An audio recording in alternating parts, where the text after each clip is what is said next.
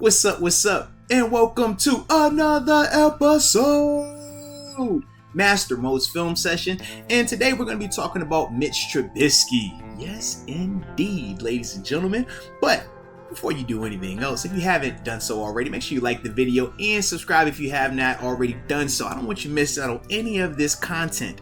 But like we always do, man, I'm gonna circle him right there. That's Mitch Trubisky. I'm gonna play the play in full speed, and then after that, we'll break it down.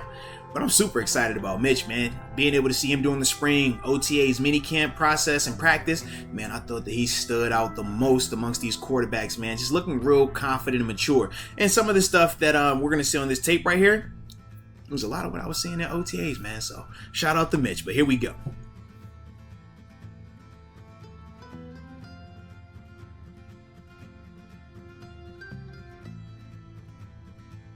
Alrighty. Now, for those that may be saying, hey man, why are you pulling up his preseason tape?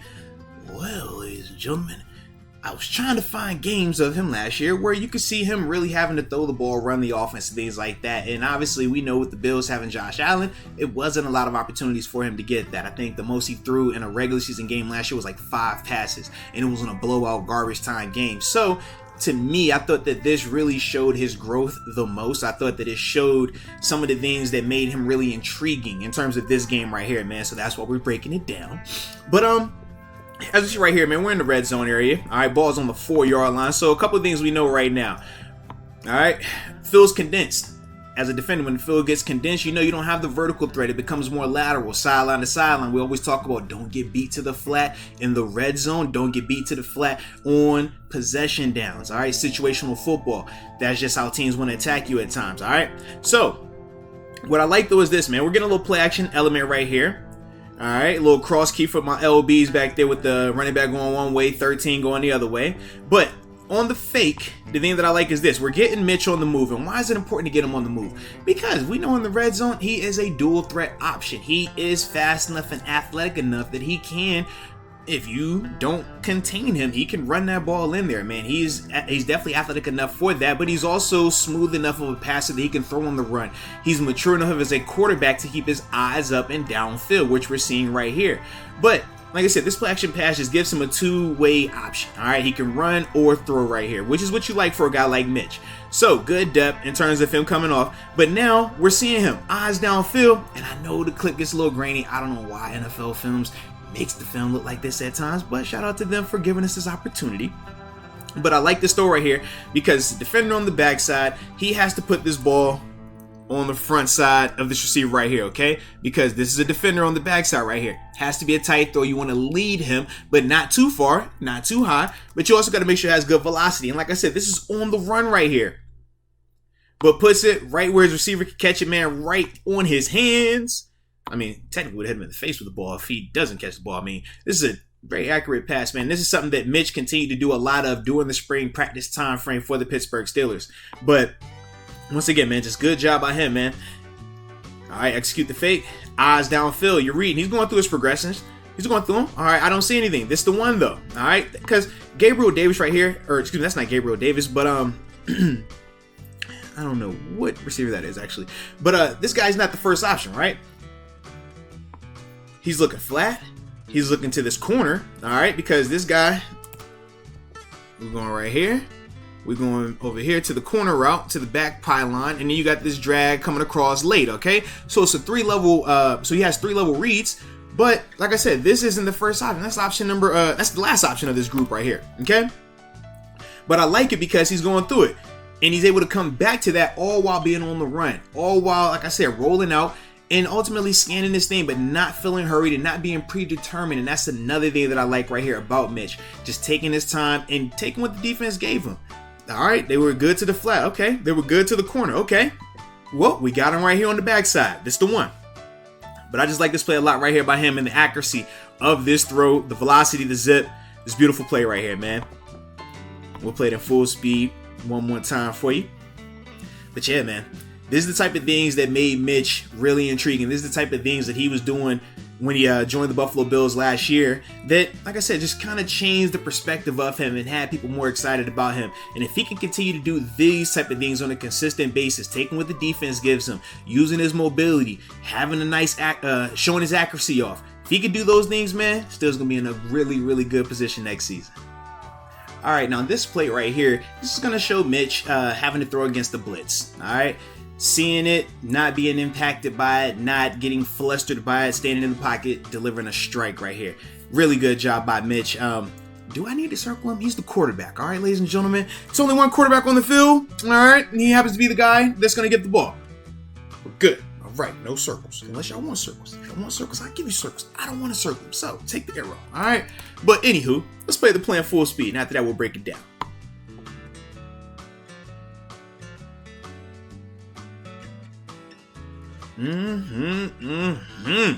Love to see it. Alrighty. So what do we know right now, man? First off, from a defensive standpoint, like I said, they're in a they're going to be blitzing right here. So this turns into just a cover one on the back end. All right, because as you can see, I think it was 5'2", whatever linebacker that was. He's driving inside here, man, on the blitz. This guy's picking up the other guy that's in the backfield, and then he's going to take, if this guy would not have picked up the LB, then he would have taken him in coverage. All right, so that leaves this guy one-on-one, or let me not be lazy, one-on-one. He's your center fielder. All right, like I said, these two guys right here are bracketing that guy, and it's another guy right there, okay? So there you go, there's your context. But what do I like about this from Mitch? Well, first off, man, let's watch his eyes. Where is he going with his progressions? All right. He's reading this front concept, okay, in terms of the route. Are we getting this vertical right here? A little outbreaking route right there, okay? Then we're getting a bang inside right here on the backside, okay? But with that, watch him stand in the pocket. Watch him deliver a strike. And this is the beauty of this play right here, man. You got the blitzer right here in front of you. You got that. But he does not get happy feet. He does not try to run around and do anything extra. No hero ball here. He just understands that, hey, man, all right, it's a pressure. It's a blitz. Cool. But I got action. My guy has inside leverage right here, right? Because this corner outside. So with this receiver breaking out, and this guy I'm talking about right here. So with this guy breaking in, because this corner is already on the outside leverage, safety back here, this is wide open in the NFL. You got to make this throw. You got to hit this guy. And that's what he does, baby. Right on the money. Boom. Let's go. All right.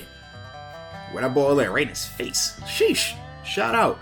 All right, good job by the DB, man, tackling the catch. You know, even though we're going to highlight the offensive guys, I got to give good credit to my DBs out there. Make the tackle. All right, can't always take it for granted. But just really good job, though, like I said, for Mitch, man. Just being able to not be impacted by this blitzer, stand in there, all right, and deliver a strike. You know where you're going with that ball. You know what you need to do. Get it out. Let's go. Feet set up. I like it. And he's very consistent with his mechanics. That's another thing that I thought really stood out with Mitch, man, during the OTAs and minicamp process when I got a chance to see him up close and personal. Always good, proper balance with his footwork. Always transitioning from back foot to the front foot when he's throwing that ball, man. Just a really consistent, accurate passer, man. I like how he plays the game, man, or at least how he was doing it in the spring and based on what he was doing in the preseason last year in Buffalo. But really good play right here by Mitch, man. All right, now this last play we're going to show from Mitch is just him running the RPO. I think that in today's NFL, especially in Matt Canada's offense, you're going to have to be able to run the RPO. And I thought that he did a good job right here, but I also really was impressed with his ball placement right here, man. The accuracy, but really intentional in terms of where he places his ball. Protects his receiver, man. Really good job by him. But as we always do, I'm still not circling him. I'm going to draw another arrow. Bam! Because he's the quarterback. I should not have to circle quarterbacks, all right?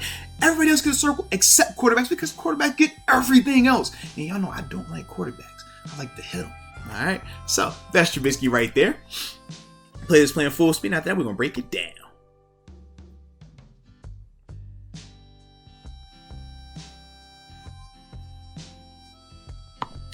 Alrighty. So, for those that might be asking, well, Moats, man, that like a regular pass play. How you know it's an RPO? What's so special about that play? All right, let's break down the RPO. So, all the RPO is a running play for everybody in this here running back. It's a run play. All right. For these receivers out here, okay, it's a pass play. All right. QB is going to communicate with whoever he needs to communicate with. The receivers, they're going to be looking back at him. They have their signs. They have the way that they communicate. I'm not in their huddle. I don't know exactly what they do with this hand signal, eye contact, whatever, or them just saying, hey, look, man, box count. How many people do you count in here? I count 1, 2, 3, 4, 5, 6, 7. All right, well, for 7 guys in here, hey, man, that means we got to be singled up on his outside sun capacity. All right, well, that could be as simple as it is. All right, but either way, Trubisky does this. All right, so that's the whole RPO concept. All right, so that's why when you're watching the tape right here, what do you see? You see tight end, fire off. O-line, fire off. 71 pulling around. 2-6, it's the running back. He downhill. He think he getting that rock. I mean, you look at these dudes, man. This is heavy blocking. This is run blocking right here. That's your RPO, okay? All it is Trubisky saying, you know what? I like my matchup out here, or I like the box count in terms of, or I don't like the box count, excuse me, on that one, in terms of how many guys are in there, in terms of the close proximity to the line of scrimmage. So, all he's doing is communicating with whatever receiver he wants to work with on that play, pulls it, throws it, all right? That's the RPO element. But going back to the big picture of this thing, in terms of why I like Mitch on this play right here. Yes, the RPO is cool in terms of the mechanics, in terms of his footwork. Once again, consistent, right? Transferring that weight from the back foot to the front foot as he's driving through this throw. Nice high release point, right? He's not a sidearm thrower. He's a traditional thrower. Ball up by that ear, okay? But the thing that I like is this, man. This is his receiver who all he did was run a slant route, okay? Beat the guy right off the line of scrimmage. But you know you got this safety in the middle of the field. So what do you have to know as a quarterback right here? Man, if I put this ball on this upfield shoulder right here, I'm going to get this guy killed. It's that simple. Whether it be the safety hitting him, you know, head and neck area, paying that fine, a little 30 grand, a little light, little charity piece right there. Or you potentially have this safety saying, you know what, I don't want to get fined, so I'm going to hit him in the knees. Either way, it's a bad on bad situation if you lead this receiver right here. But you might be saying, well, Moats, if you don't lead the receiver, isn't this corner right here going to be in play? Well, yeah. So you got to make sure you put this ball tight on his back hip where you're going to slow the receiver's momentum down and protect him from the safety, but not put it outside the framework of his body where this corner can become a factor in this play. All right. So how does my man Trubisky do? You tell me where that ball went, huh? You tell me, is there any more perfect? It can't get no more perfect than this right here, man. Right here. That's where that ball goes, man. Right on his back hip. Ultimately, slowing the receiver's momentum from this safety where he's able to catch it, secure the catch, and protect himself. Also keep the corner from being a factor in this so he can't get a PBU or interception right here. I mean, it's just a good play right here, man. Really good play by Trubisky and by this receiver. I think this is Isaiah McKenzie, if I remember correctly. But just like this right here on the RPO, man. He doesn't like the count. All right, cool. Receiver wins early. Ball, bang. Back hip, let's go. Protect them. That's the first down, though, man. It's a big time play right there. And I was on second and, I think it was second and short, second and 3, looks like. But really good work right here, man. But I just love this accuracy. I love this ball placement. It was super intentional. This is not haphazard. This is where you want to put this ball at all my young quarterbacks out there. Put it on that backside so that way you protect your receiver, okay? Shout out to that safety too, man. He didn't want to take that fine. I'm glad too. I didn't want you to hit my mans like that. But no, it's a really good play right here though, man. Winning off the break. Boom. Backside of the throw. Catch it. Let's keep them stakes moving, man. But this is Mr. Trubisky right here, man. You talk about good decision making. Reads the box, makes the throw. You talk about consistency with his ball placement. The clips that I've shown you, you look at any of his tape from last season. This is what it looks like. It's accurate. It's quick. It's decisive.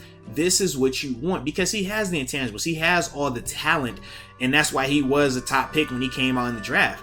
But the consistency part, that was where, you know, he had his hiccups at times in Chicago. Looking at him last year, checking him out in OTAs and minicamp this year, I thought that he was a super consistent player, and that's ultimately why he's back, you know, in contention to be a starting quarterback in the NFL. So I'm excited about Mitch, man, but y'all let me know your thoughts on young Trubisky, all right? If you're excited about him being here on the Pittsburgh Steelers, and, you know, what you think his ceiling is. But either way, I appreciate you for tuning in, and until next time, baby, peace.